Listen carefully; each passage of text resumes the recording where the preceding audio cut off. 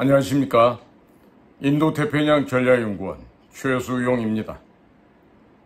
이번에 소개시켜드릴 이야기는 이인호 전 서울대학교 교수님, 그리고 전 핀란드 러시아 대사를 역임하셨던 그 이인호 대사께서 1919년을 국가의 시발점이라고 주장하고 있는 그 이종찬 씨에 대해서 한 고언을 또 글을 쓰셨습니다.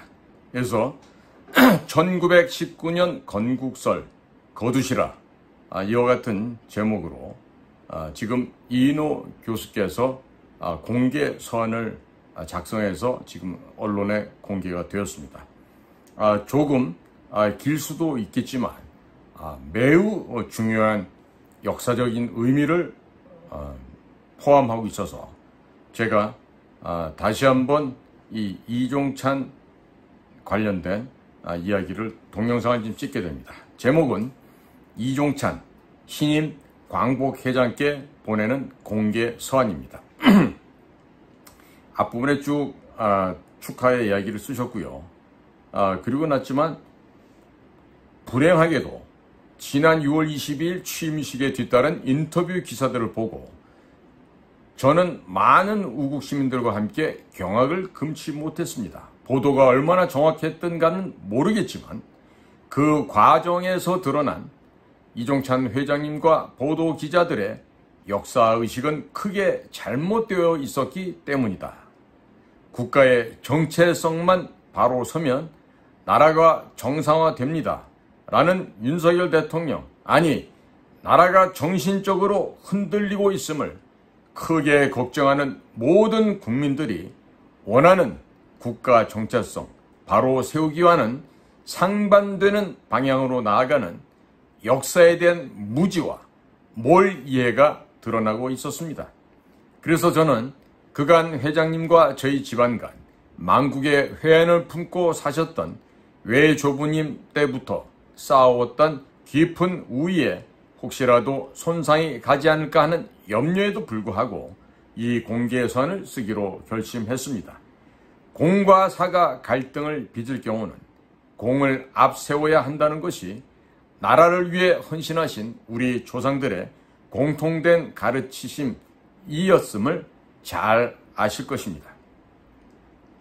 편지는 크게 세 단락으로 지금 구분이 되어 있습니다. 첫째, 1919년 건국은 역사 왜곡이다.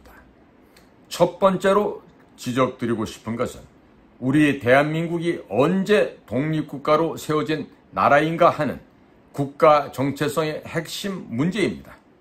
대한민국의 원년은 1919년이라는 회장님의 취임사 속 표현은 임시정부의 법통을 이어받아 라는 현행 헌법 전문이나 마찬가지로 독립의지와 민주공화국의 이념적 기조가 그때부터 이어져 왔다고 해석하는 한에서는 무난할 수 있습니다.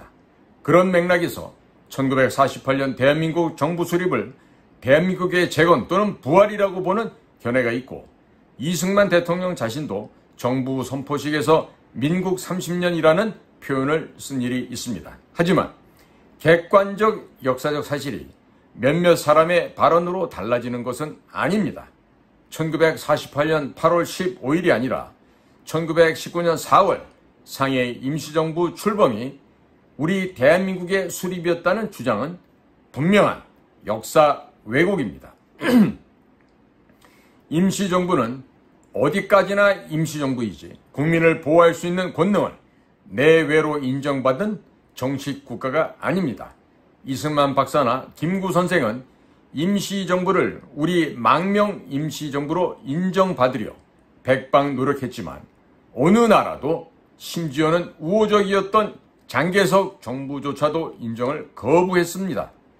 국내에서 일제의 압박을 받고 살던 한국 백성 절대 다수는 임시정부가 있다는 사실조차 알지 못했습니다.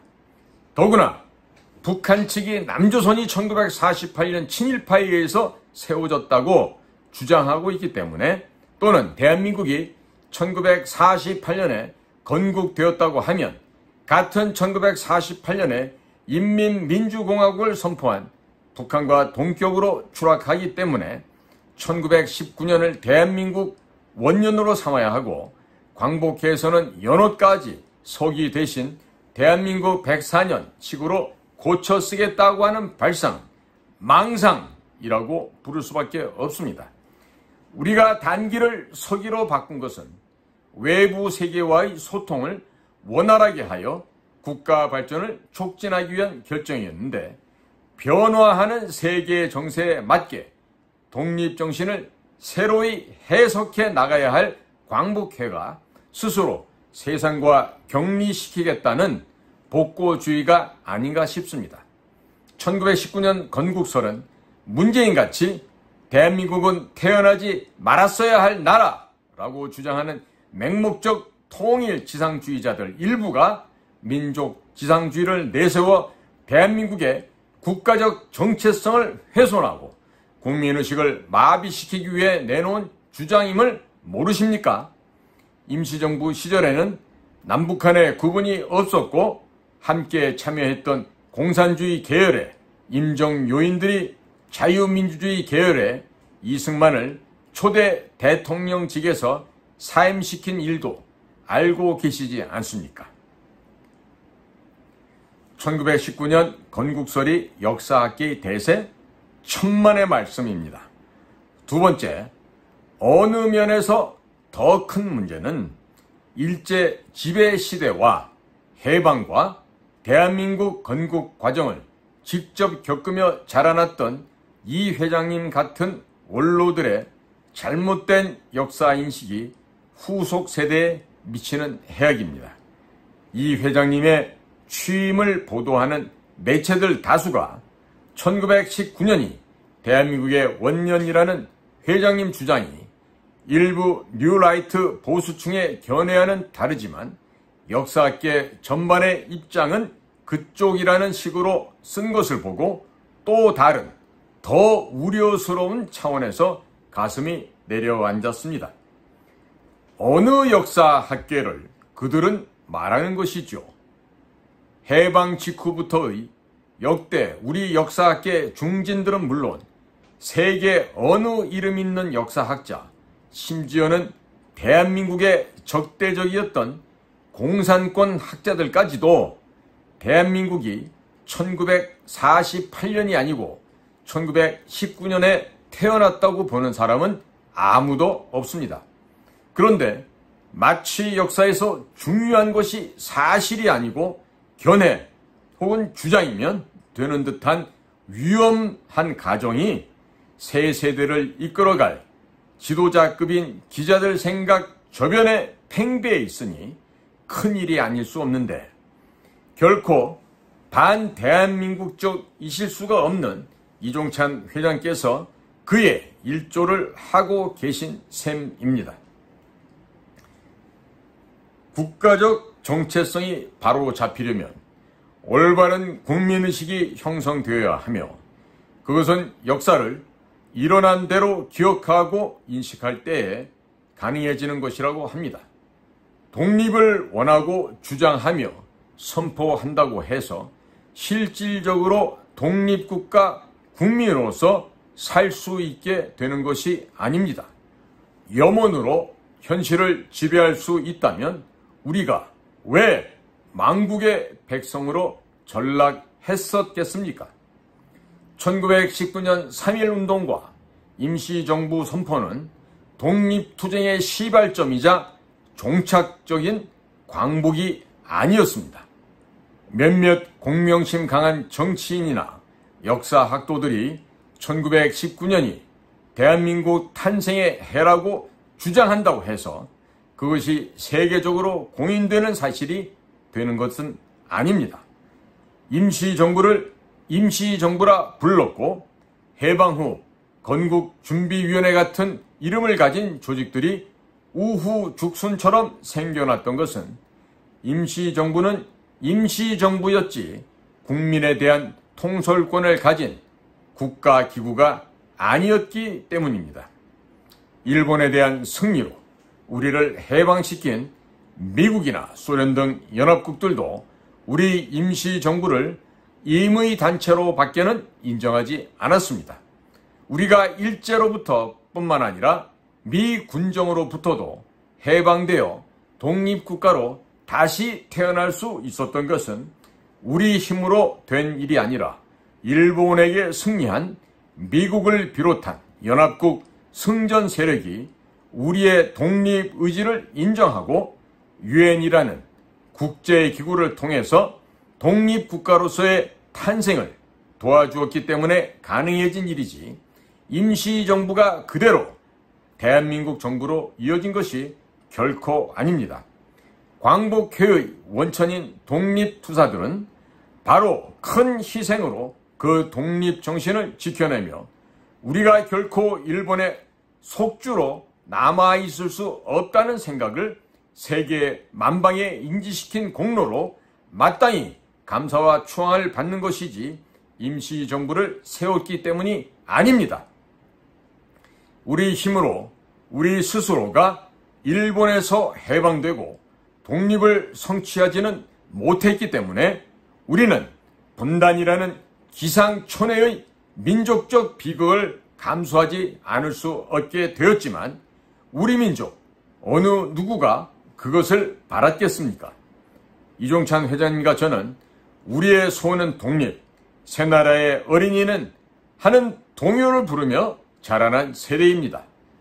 우리가 날짜도 제대로 알기 어려운 임시정부 탄생이 아니라 1948년 8월 15일을 국경일로 경축해야 하는 것은 그때부터야 비로소 우리는 독립국가 국민으로서 나라의 주인이 되어 자신이 만든 법에 따라 삶을 영위할 수 있는 권리를 공산당 조직을 통해 소련의 실질적 지배를 받고 있던 몇몇 공산권 국가를 제외한 전 세계 50여 개 국가들로부터 인정받게 되었기 때문입니다.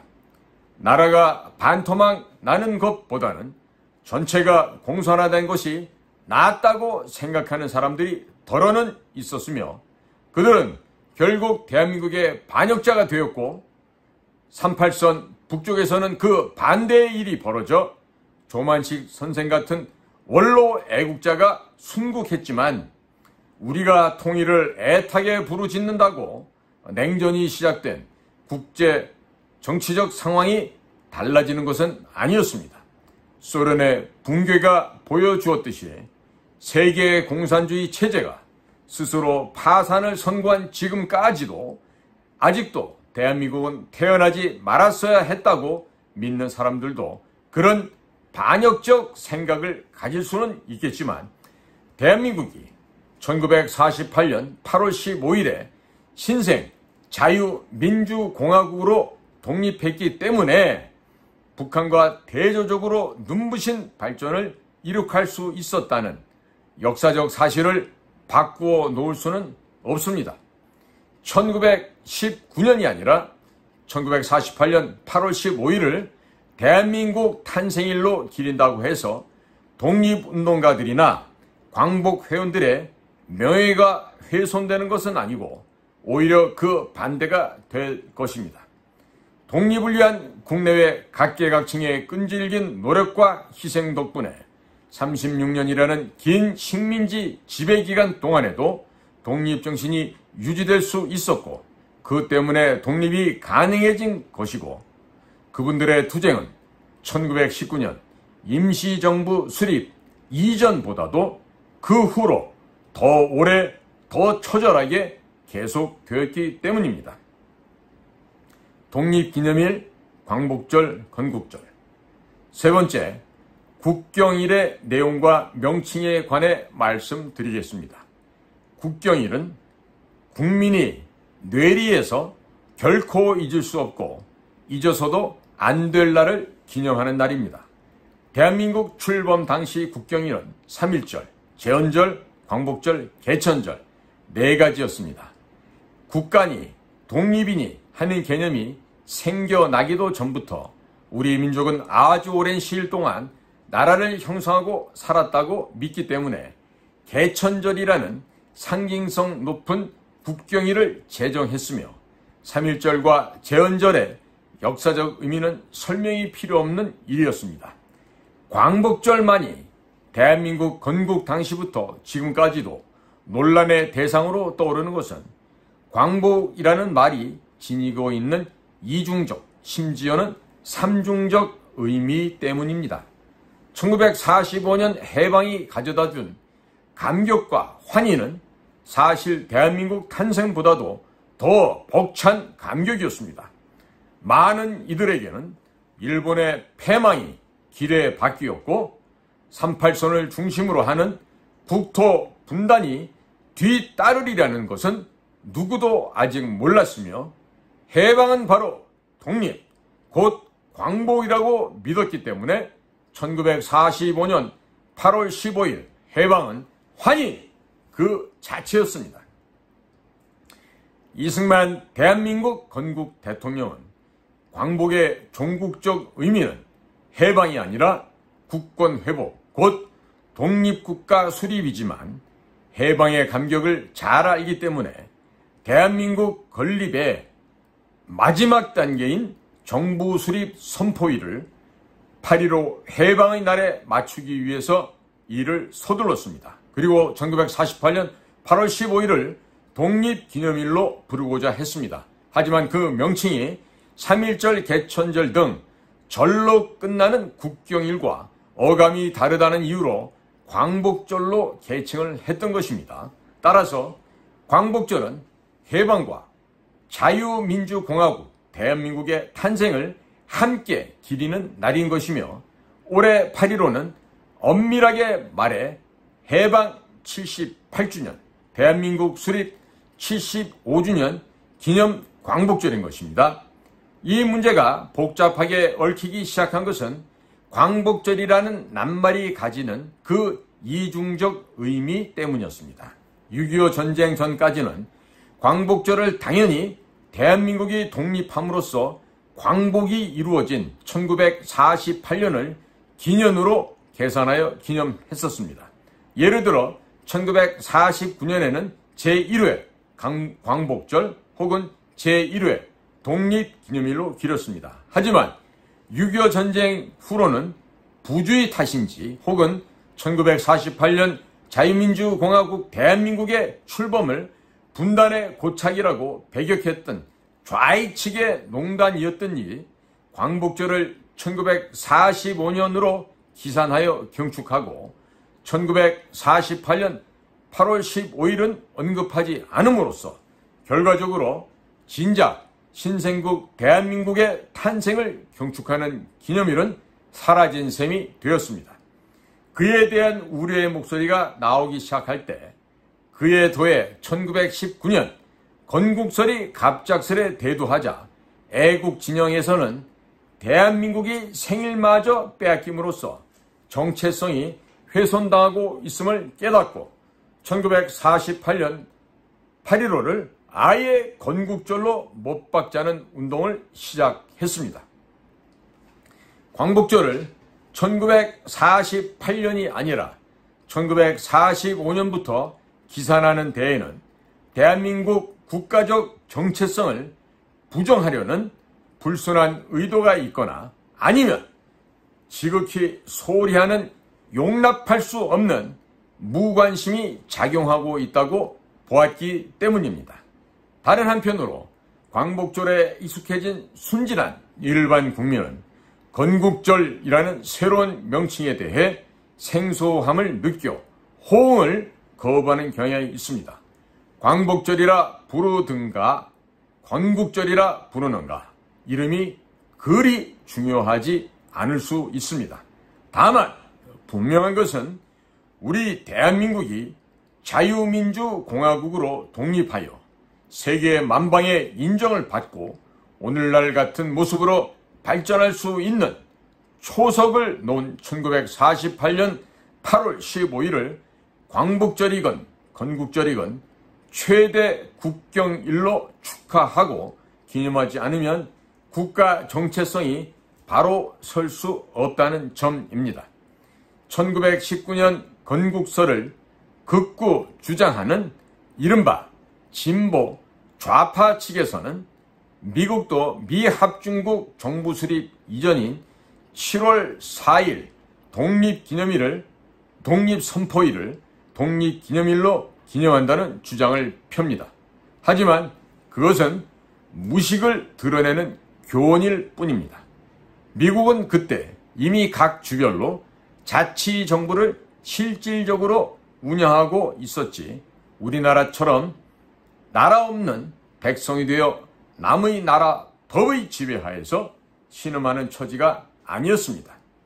임시정부가 바로 우리가 축하해야 할 나라 수립이었다면 우리는 왜 일제하에서 36년간 우리 말과 이름까지 빼앗기고 신음했으며 계속 독립투쟁을 하다가 희생을 당해야 되었었겠습니까? 임시정부의 모태는 3.1 운동이었으므로 3.1절은 바로 임시정부를 포함한 모든 독립운동 세력을 추모하며 기리는 날인 것입니다. 광복회만 보지 말고 대한민국을 생각해 주세요. 이종찬 회장님, 저는 이종찬 회장께서 결코 반대한민국 정북이 되실 수 없다 함을 누구보다도 잘 압니다.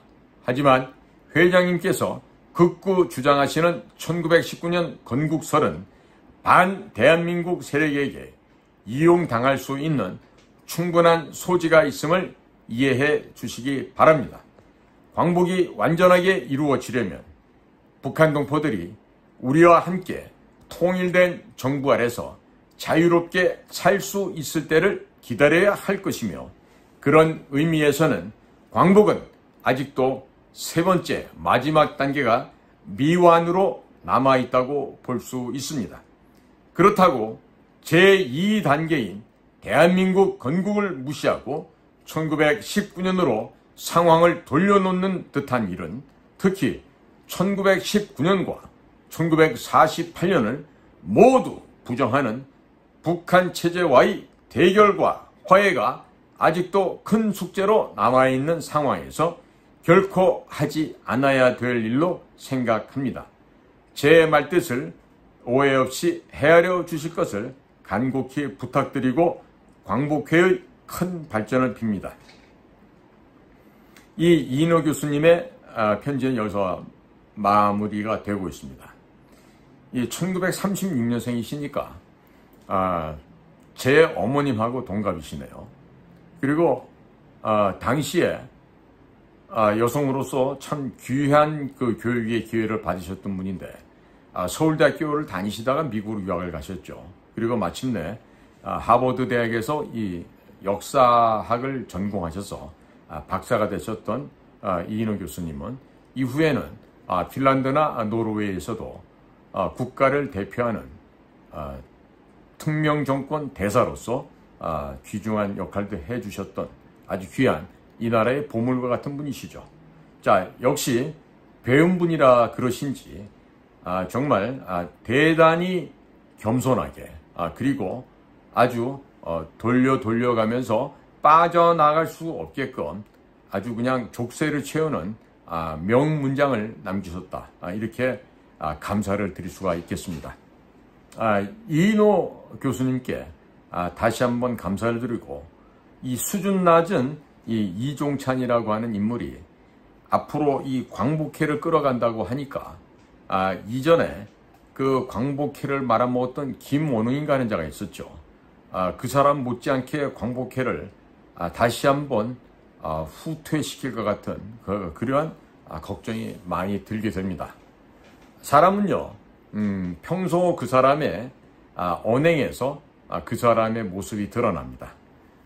이종찬 씨는 보면요, 1979년 10월 26일 박 대통령의 시해 사건 이후에 12.12를 겪으면서 이제 시대가 바뀌어서 전두환 대통령식으로 이제 넘어가게 됩니다. 그 시절에 당시 중앙정보부가 국가안전기획부로 바뀌는 과정에서 자신보다 후배였던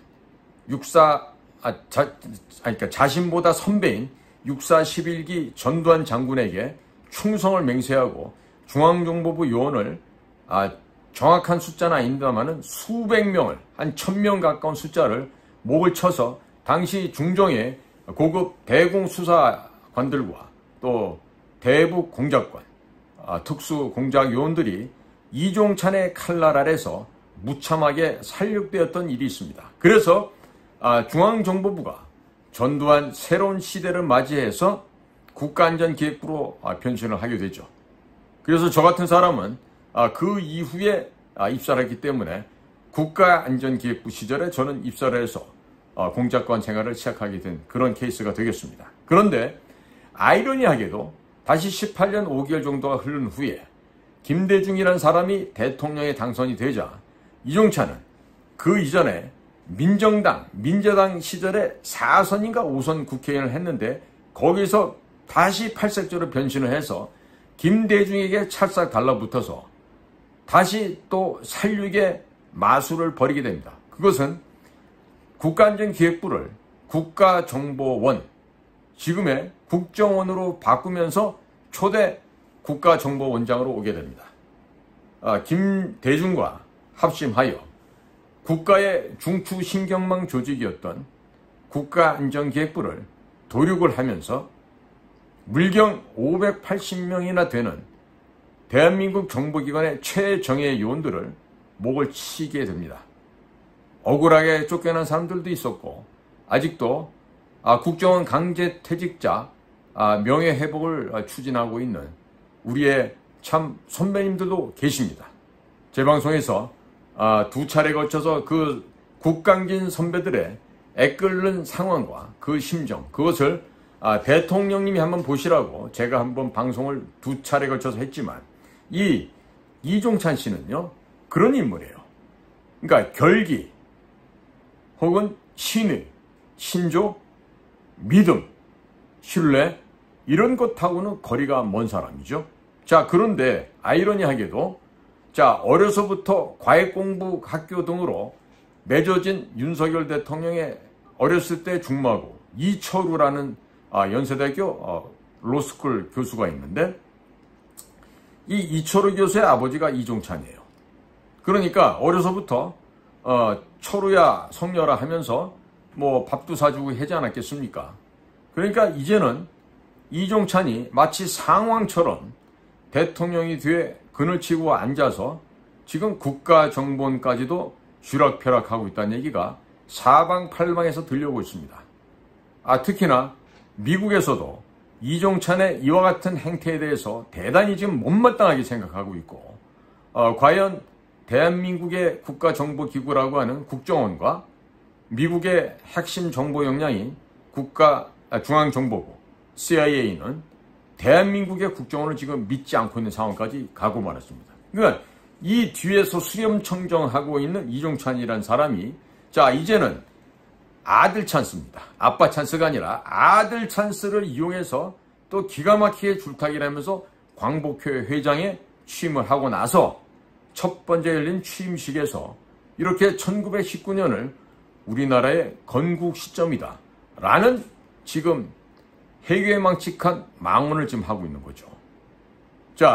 본인이 대한민국은 태어나지 말았어야 할 나라라는 문재인과 같은 사고에 동조하고 있다는 얘기가 되지 않겠습니까?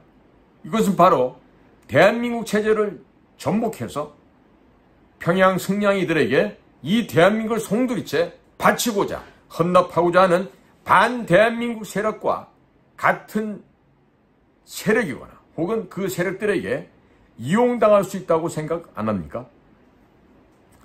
지금 이런 이야기가 제가 며칠 전에 저희 그 국가정보기구 즉 중앙정보부 시절부터 대한민국에 살아있는 보물 이동복 선배님께서 쓴 글도 제가 소개한 바가 있었는데 이번에는 또 이인호 교수님께서 칼럼을 통해서 이종찬 광복회장이 보내는 공개 서한을 작성해서 지금 인구의 회자가 되고 있습니다. 지금 이종찬 광복회장은 귀가 있는 사람이라면 이러한 대한민국의 최고위급의 또 그리고 최고급의 지성인들이 드리는 이러한 충고와 권면의 이야기를 겸하게 받아들이고 당신의 자세와 생각을 바꿔야 할 것입니다. 중앙정보부가 국가안전계획을 바뀔 때 그때 살아남았던 그 재주, 그 신비스러운 재주, 또 국가안전기획부를 국정원으로 바꾸면서 또 다시 한번 권력을 차지했던 그 신묘한 그 재주와 영특함을 국가 발전과 국민을 위해서 활용하시기를 바랍니다. 만일에 이종찬 광복회장께서 계속해서 과거에 살아왔던 그와 같은 행태와 사고방식 행동을 견제하시게 된다면 이종찬 회장의 인간적으로 마지막 생물학적인 종말은 어떻게 될지 아무도 예언을 할 수가 없을 것 같아요. 예측할 수가 없을 것 같습니다. 왜 그러냐면 지상에서 이승에서 지은 대로 돌아간다고 하는 어른들의 말씀이 있습니다. 이승에서 나쁜 짓을 하면 저승에 가서도 도무지 되돌릴 수 없는 그와 같은 지옥의 불구덩이에 떨어질 수 있다는 이런 명백한 사실을 간과하지 말고 입으로 떠드는 국가 국민이 아니라 행동으로 실천으로 움직이는 국가 국민을 위한 진정한 광복회의 회장이 되시기를 바람하지 않습니다. 만일에 그와 같은 정도를 걷지 못했을 경우에 이종찬 씨의 마지막 사람으로서 떠나가는 뒷길을 제가 좀 더 살게 될 테니까 지켜보게 될 텐데 한번 보겠습니다. 과연 명예로운 죽음을 맞이하게 될지 아니면 불명예스럽고 가증스러운 마지막을 장식하게 될지 그 모든 것은 이종찬 광복회장의 말과 행동에 달려있을 것이라 생각이 듭니다. 귀한 글을 써주신 이인호 교수님께 다시 한번 가슴속에 충심의 감사를 드리면서 오늘 인도태평양 전략연구원에서 방영한 공적관TV 그레이트 게임을 마치도록 하겠습니다. 감사합니다.